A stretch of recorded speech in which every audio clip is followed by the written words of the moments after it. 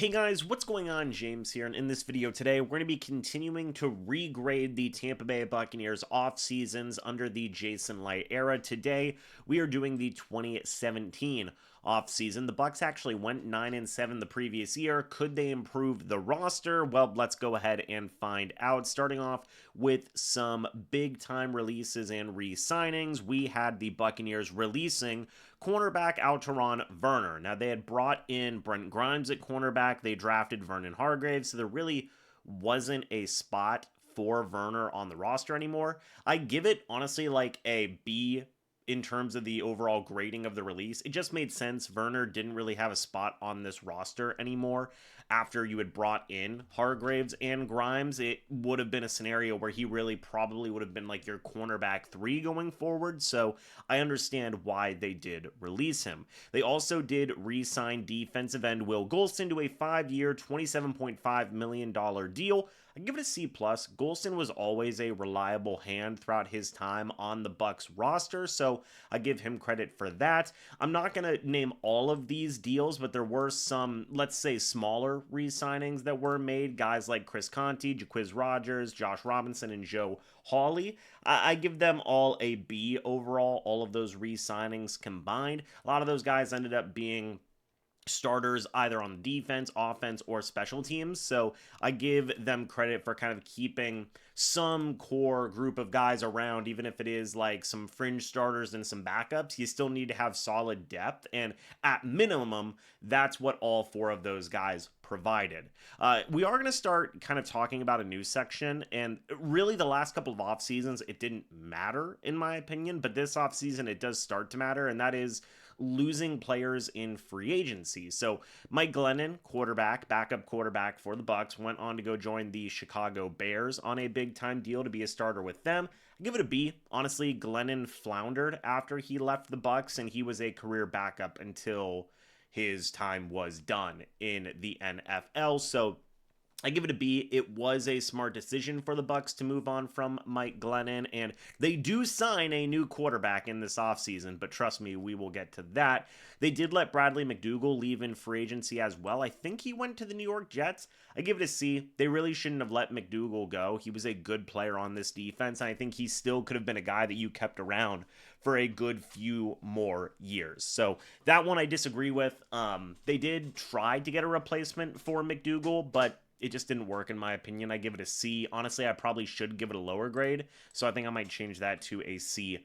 But we're going to be talking about some free agency signings now. There was not a lot, but still some impactful ones. Firstly, we have got defensive tackle Chris Baker being brought in on a 3-year, $15.75 million deal. It's an F. Chris Baker only lasted 1 year.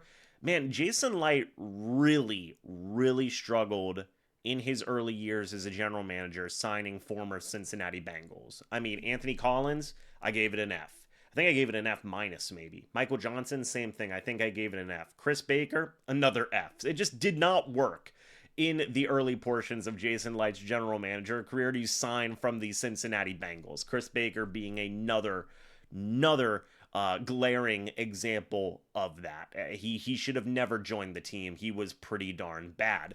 You then had wide receiver Deshaun Jackson being brought in on a 3-year, $33.5 million deal. I give it a B-. While Deshaun never lived up to like the 1,000-yard wide receiver, tag man to Mike Evans expectations that a lot of people had for him, he was still solid when he was around and was a good deep threat type of wide receiver. I honestly would have loved to have seen him and what he could have done in a Bruce Arians offense. I remember Bruce Arians was really trying to keep Deshaun Jackson in Tampa whenever he first became the head coach. It would have been great to see him in this offense, but it was not the case.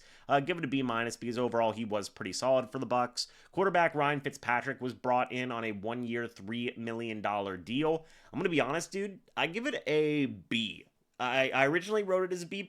I'm going to simmer down on the Fitzmagic love. I'll give it a B+.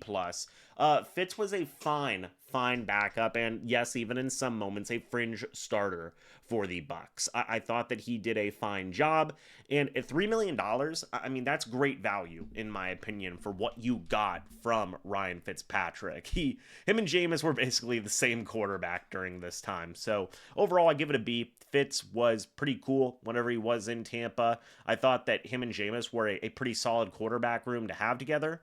And overall, it was fine. I wish they could have kept Fitz around more, but you started to see that kind of divide in the locker room and whatnot, so that wasn't really healthy either. But I give it a B. Fitz was cool to have around.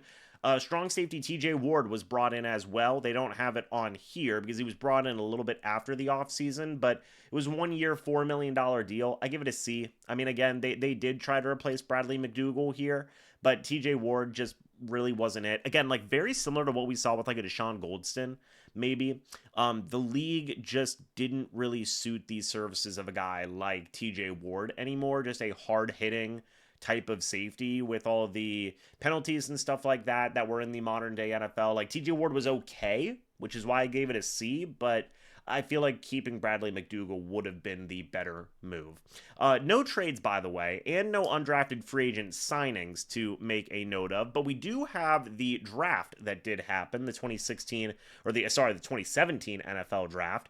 Round 1, pick number 19 was tight end O.J. Howard. I give it a C+. I mean, I think O.J. was fine, all things considered. He did have some good moments here and there. Now, he never lived up to the moniker of a number 19 overall pick, but I certainly think he was better than like a Vernon Hargraves, and I gave that move a C-.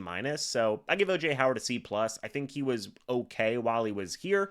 He did get outshined by Cameron Brate a good number of times, but there was also some moments where it's like, hey, OJ can do a couple of cool things here and there.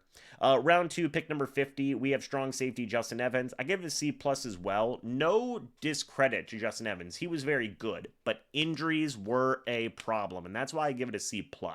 I know that injuries were completely out of his control. I think he's made a return to the NFL now, or at least was back for a year, something along those lines, a year or two, so kudos to him for that. But, you know, it was just one of those scenarios where injuries got the better of Justin Evans, and there is another player on this list that we will be talking about as well, but they ended his career way too early, man, in terms of Justin Evans, and that's a big what if. There's another big what if on this list as well, but for Justin Evans, I give it a C+. Round 3, pick number 84 is wide receiver Chris Godwin, A+. I mean, knocked it absolutely out of the park. One of the best third-round picks in Tampa Bay Buccaneers history, right up there with Rondé Barber. He's the second best wide receiver in Bucs history, and Godwin's a beast. So the value that you got a pure number 1 wide receiver in round number 3, in my opinion, who literally just turned down like a $20 million or however much money it was from the New England Patriots this offseason. So, or maybe it was a lot. I know it was a lot per year. Was it 30 million? Can't remember. 40 million? I don't know, dude. But like, Godwin is a beast. So I give it an A+. Incredible value. Round 3, pick number 107. It's linebacker Kendall Beckwith. I give it a C. Again, injuries, man. The two big what ifs for this era of Bucs history is what if Justin Evans and Kendall Beckwith could stay healthy? I give it a C because, again, injuries derailed his career. And it sucks to say that. Again, I know it's out of his control, but he didn't play that much for the Bucs. Did Justin Evans play more? I feel like Justin Evans did play a little bit more for the Bucs, all things considered. I believe he did. Can't remember off the top of my head, but yeah. Oh yeah, he did. So like Beckwith, you know, just got hurt, and it was what it was, man. He did show some good stuff, but unfortunately he just got injured, and he was good when he was out there, but injuries, man. Injuries took their toll. Round 5, pick number 162. You have running back Jeremy McNichols. I give it a D+. I mean, it was a fine pick, but I feel like McNichols never really was able to get acclimated and ingrained into this Buccaneers offense. He did have some okay moments, but I do also remember they moved on from him pretty quickly. I mean, he didn't even make the final Buccaneers roster. So that kind of tells you everything you need to know as well. This was just a guy who, actually, I might just give that move an F, to be honest with you. I forgot that he didn't make the Bucs initial roster. Apologies. Upon further review, I'm going to have to give that one an F. The man didn't even make the team's initial roster. As a 5th-round pick, you'd probably still expect a guy to make that roster. Round 7, pick number 223 is Stevie T.